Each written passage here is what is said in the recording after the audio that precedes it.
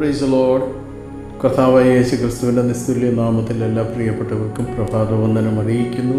ഈ പ്രഭാതയാമത്തിൽ ദൈവസന്നിധിയിലേക്ക് കടന്നു വരുവാൻ കർത്താവ് തരുന്ന സാവകാശത്തിനായി, സൗകര്യങ്ങൾക്കായി വീണ്ടും ദൈവത്തിന് മഹത്വം കരയേറ്റുകയാണ്. അപ്പോസ്തല പ്രവൃത്തി 27-ാം അധ്യായം 9 മുതലുള്ള വാക്യങ്ങളിൽ നിന്ന് പൗലോസിൻ്റെ ധൈര്യം എന്ന വിഷയത്തെക്കുറിച്ച് ചില ചിന്തകൾ നിങ്ങളോടൊപ്പം പങ്കിടുവാൻ ദൈവത്തിൽ ശരണപ്പെടുകയാണ്. കൈസറിൻ്റെ മുൻപാകെയുള്ള വിചാരണത്തിനായി അല്ലെങ്കിൽ വിസ്താരത്തിനായി ഒരു ശതാധിപൻ്റെ മേൽനോട്ടത്തിൽ സാമ്രാജ്യ തലസ്ഥാനമായ റോമാ നഗരത്തിലേക്ക് തൻ്റെ സ്നേഹിതന്മാരായ ലൂക്കോസും അരിസ്തർഹോസും ഒന്നിച്ച് ഒരു കപ്പലിൽ അപ്പോസ്തലൻ യാത്ര തിരിച്ചു. ക്രേത്ത ദ്വീപിന് സമീപിച്ച സമയം കപ്പൽ ഒരു കൊടുങ്കാറ്റിൽ അകപ്പെട്ടു. യാത്രക്കാരെല്ലാം പരുങ്ങലിൽ ആവുകയും അവസാനമായി തിരമാലകളുടെ ശക്തിയാൽ കപ്പൽ ഉടഞ്ഞു പോവുകയും ചെയ്തു. എന്നാൽ യാത്രക്കാരെല്ലാവരും തന്നെ രക്ഷപ്പെട്ടു. ഈ കപ്പൽ ഛേദത്തിൻ്റെ വൃത്താന്തം വേദപുസ്തകത്തിലെ സുപ്രസിദ്ധ കഥകളിലൊന്നാണ്. ഈ കഥയിലെ നായകൻ പൗലോസ് അപ്പോസ്തലൻ തന്നെ. തൻ്റെ നേതൃത്വം മൂലമാണ് യാത്രക്കാർ രക്ഷ പ്രാപിപ്പാൻ ഇടയായതെന്ന് ആ ഭാഗം ധ്യാനിക്കുമ്പോൾ നമുക്ക് മനസ്സിലാകും.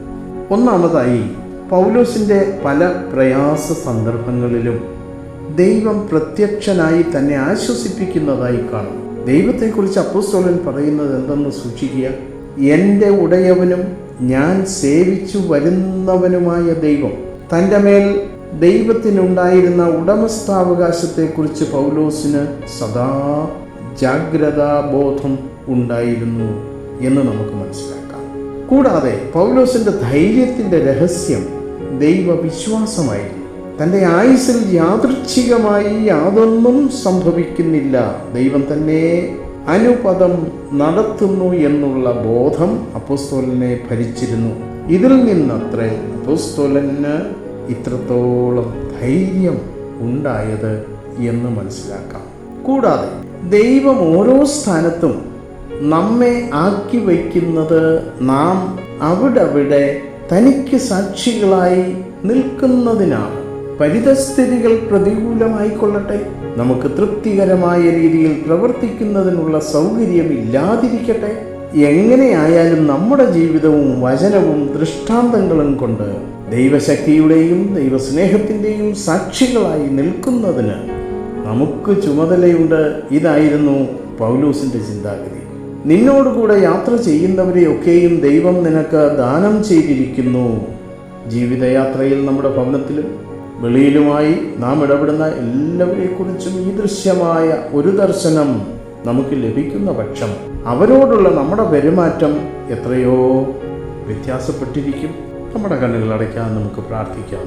നമുക്കും ദൈവത്തോട് പറയാം, കർത്താവേ, അങ്ങിലുള്ള വിശ്വാസം മൂലം എൻ്റെ സഹപ്രവർത്തകരെ ധൈര്യപ്പെടുത്തുന്നതിനുള്ള കൃപ എനിക്ക് നൽകി എന്നെ സഹായിക്കണമേ എന്ന്. ഞങ്ങളുടെ ദൈവമേ, സ്വർഗീയ പിതാവേ, നന്ദിയോടെ അങ്ങേ വാഴ്ത്തുന്നു, സ്തുതിക്കുന്നു, സ്തോത്രം ചെയ്യുന്നു. ഈ പ്രഭാതയാമത്തിൽ ഞങ്ങൾക്ക് തന്ന നല്ല ആലോചനകൾക്കായി നന്ദി പറയുന്നു. അവിടുത്തെ വചനങ്ങളെ ധ്യാനിക്കുവാൻ കർത്താവ് തന്ന കൃപയ്ക്കായി സ്തോത്രം. അപ്പോസ്തലനായ പൗലോസിൻ്റെ ധൈര്യത്തെക്കുറിച്ച് ഞങ്ങൾ ഈ വാക്യങ്ങളിലൂടെ വചനങ്ങളിലൂടെ ശ്രദ്ധിച്ചല്ല കർത്താവെ. ഏത് സാഹചര്യത്തിലും അങ്ങേ മഹത്വപ്പെടുത്തി ജീവിപ്പാൻ ആ ദൈവഭക്തന് കൊടുത്ത കൃപയ്ക്കായി ഞങ്ങൾ കർത്താവിന് മഹത്വം കരയേറ്റുന്നു, സ്തോത്രം ചെയ്യുന്നു. കർത്താവെ, ഞങ്ങളുടെയും ജീവിതയാത്രയിൽ വിവിധങ്ങളായ ശോധനകളുടെ, വേദനകളുടെ, കഷ്ടങ്ങളുടെ, പ്രയാസങ്ങളുടെ ഒക്കെ മധ്യത്തിൽ പിറപിറുക്കാതെ അങ്ങേ മഹത്വപ്പെടുത്തി ജീവിപ്പാൻ ഞങ്ങൾക്ക് ഏവർക്കും കൃപ തരണമേ. അങ്ങ് സകലത്തിൻ്റെയും ഉടയവനായി ഞങ്ങളോടൊപ്പം ഞങ്ങളുടെ ഉടമസ്ഥനായി ഉള്ളതോർത്ത് നന്ദി പറയുന്നു. അവിടുത്തെ കരങ്ങൾ ഞങ്ങളെ തന്നെ താഴ്ത്തുന്നു. കൃപ കൂടെ ഇരിക്കണം, ബലപ്പെടുത്തണം. തിരുനാമം സകലത്തിലും മഹത്വം എടുക്കണം. പ്രാർത്ഥന കേട്ടതുകൊണ്ട് സ്തോത്രം. യേശുവിൻ നാമത്തിൽ തന്നെ.